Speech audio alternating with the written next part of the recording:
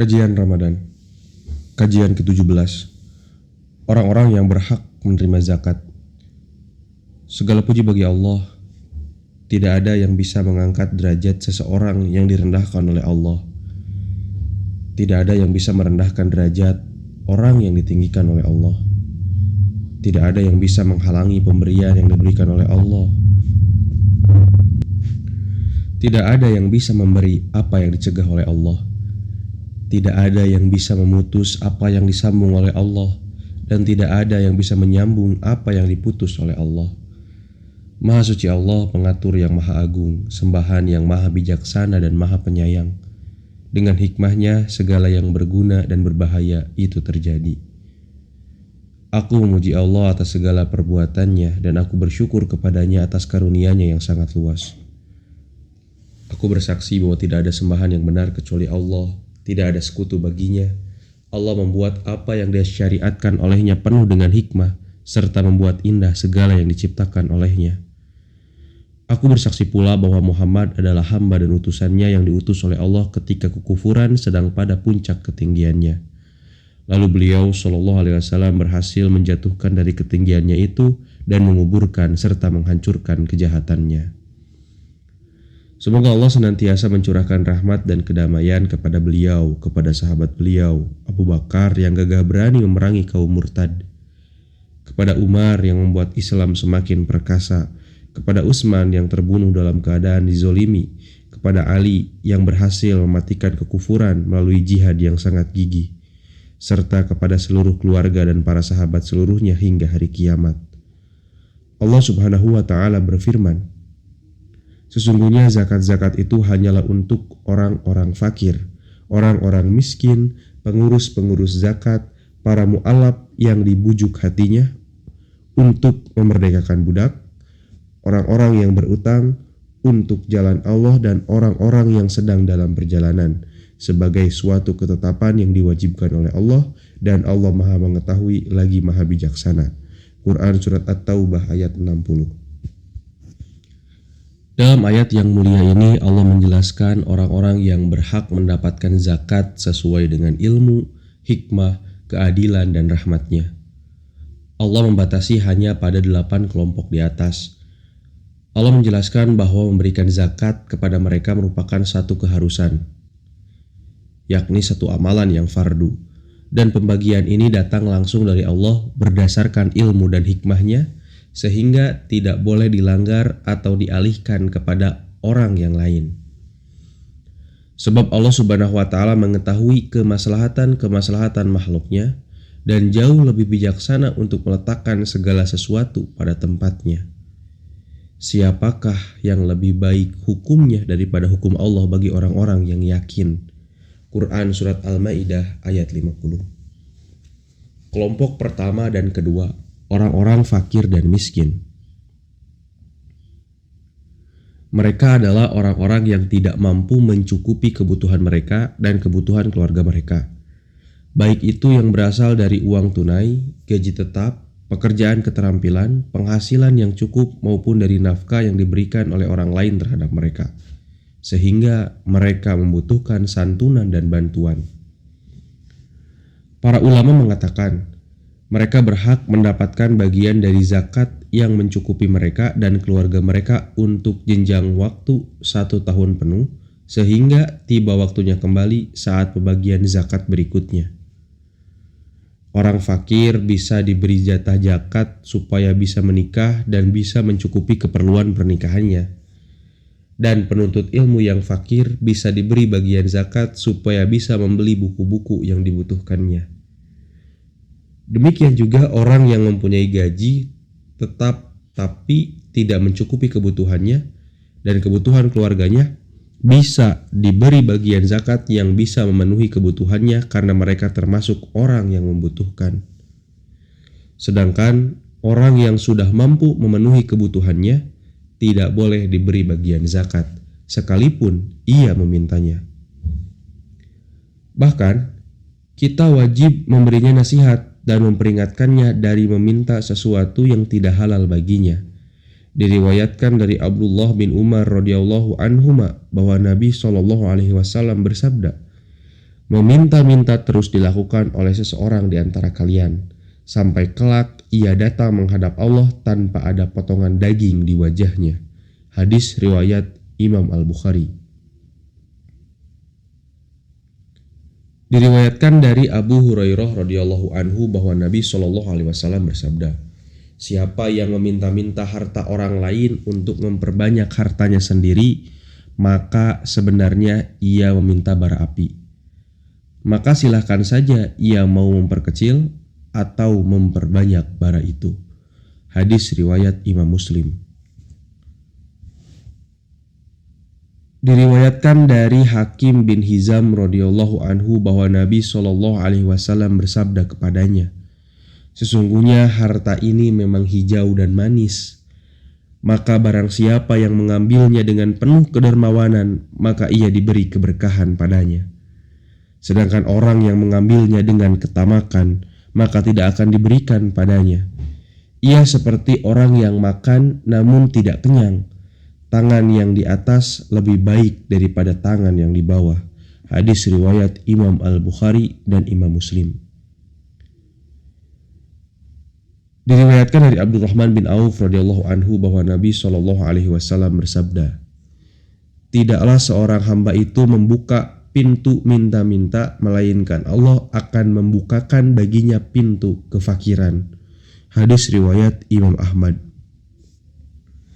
Jika ada seseorang meminta jatah zakat, sedangkan ia terlihat tidak membutuhkannya dan ia tidak diketahui identitasnya, maka ia boleh diberi sesudah diberitahukan kepadanya bahwa tidak ada jatah zakat bagi orang yang mampu atau orang yang kuat bekerja untuk mencari uang.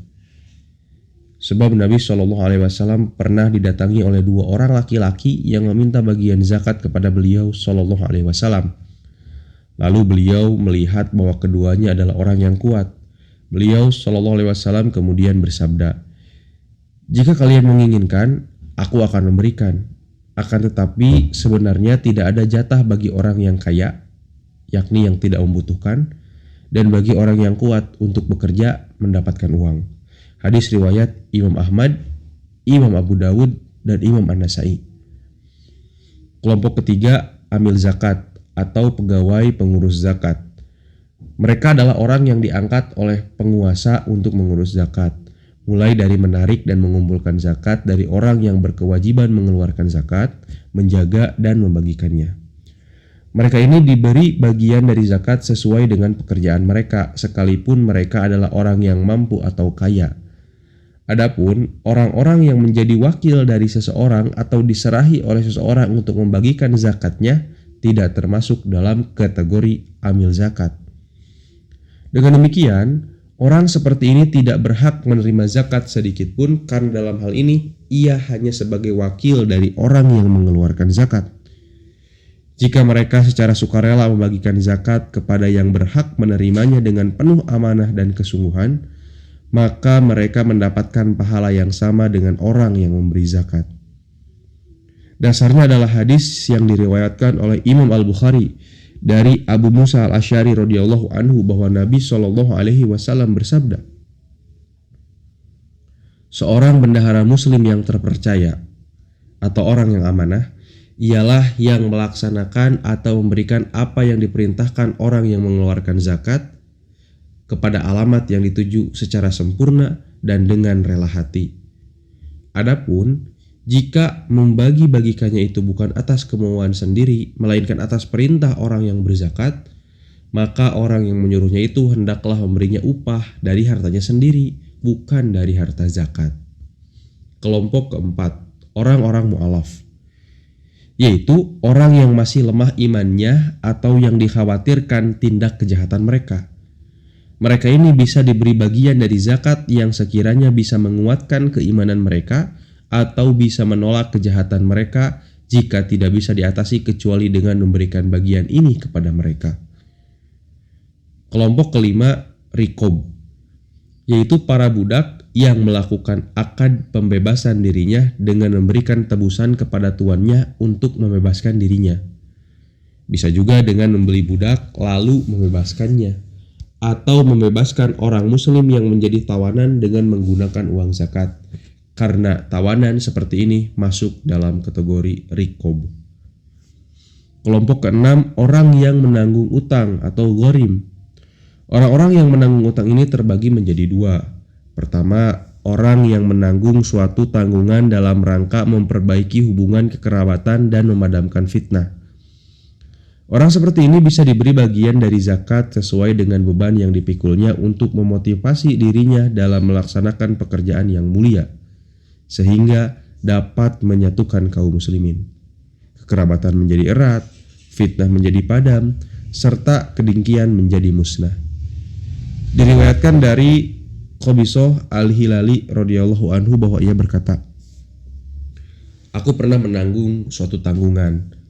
Lalu aku datang menghadap Nabi Shallallahu Alaihi Wasallam untuk meminta bagian zakat kepada Nabi Shallallahu Alaihi Wasallam.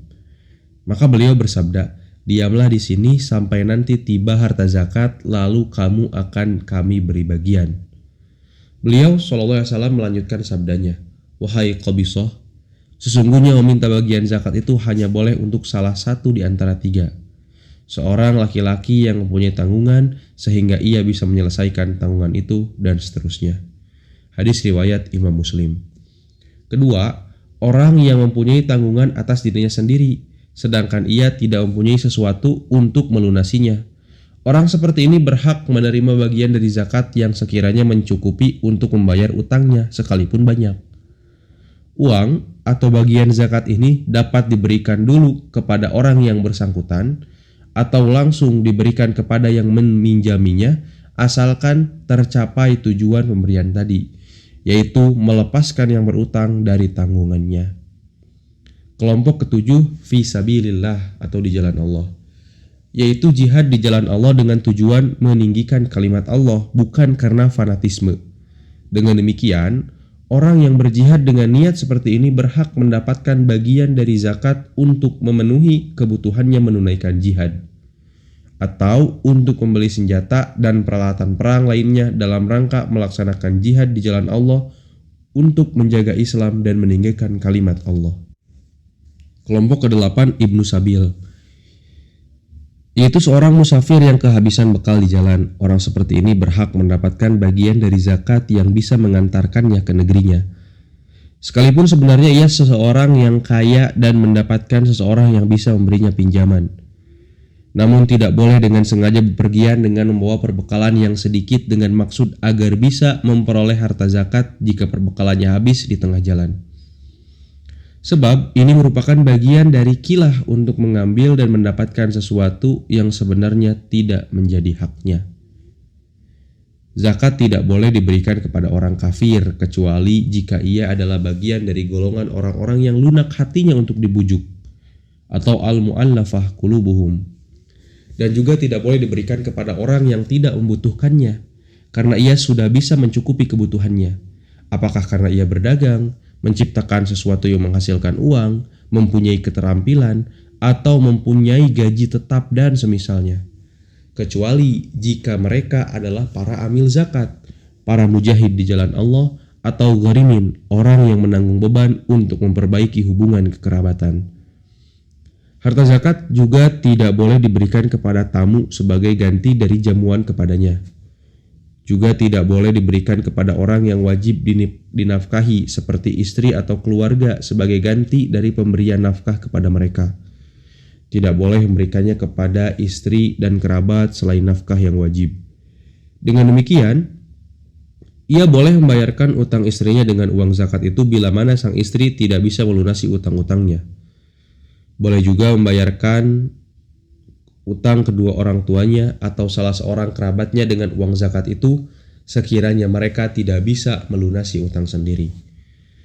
Boleh membagikan zakat kepada kerabat untuk menutup belanja mereka jika hal itu bukan merupakan suatu kewajiban baginya, karena keberadaan harta yang dimilikinya itu tidak mengandung pengertian pemberian belanja kepada mereka dan semisalnya. Seorang istri boleh membayarkan zakat kepada suaminya untuk membayar utang yang ditanggung olehnya dan semisalnya. Oleh karena itu, Allah menyatakan bahwa yang berhak menerima zakat itu adalah laki-laki maupun perempuan. Siapa saja yang memiliki kriteria sebagaimana di atas, maka ia berhak menerimanya Dengan demikian, tidak ada seorang pun yang bisa keluar darinya kecuali berdasarkan nas dan ijma. Dalam kitab Sahihain disebutkan riwayat dari Zainab As-Soqofiyah radhiyallahu anha, istri Abdullah bin Mas'ud radhiyallahu anhu, bahwa Nabi SAW menyuruh kaum wanita untuk bersedekah atau berzakat. Lalu Zainab bertanya kepada Nabi SAW dengan mengatakan, "Ya Rasulullah, sesungguhnya engkau telah menyuruh bersedekah, sedangkan aku punya perhiasan dan aku ingin menyedekahkannya." Namun Ibnu Mas'ud dan putranya mengklaim bahwa dirinya dan putranya lebih berhak untuk aku beri sedekah. Beliau SAW kemudian bersabda, "Ibnu Mas'ud benar, suamimu dan anakmu lebih berhak untuk kamu beri sedekah." Diriwayatkan dari Salman bin Amir radhiyallahu anhu bahwa Nabi SAW bersabda, "Sedekah kepada orang fakir adalah sekedar sedekah, sedangkan kepada kerabat merupakan sedekah sekaligus menjalin hubungan silaturahmi." Hadis riwayat Imam An-Nasai, Imam At-Tirmizi, Imam Ibnu Khuzaimah, dan Imam Al-Hakim, dan ia mengatakan isnadnya sahih.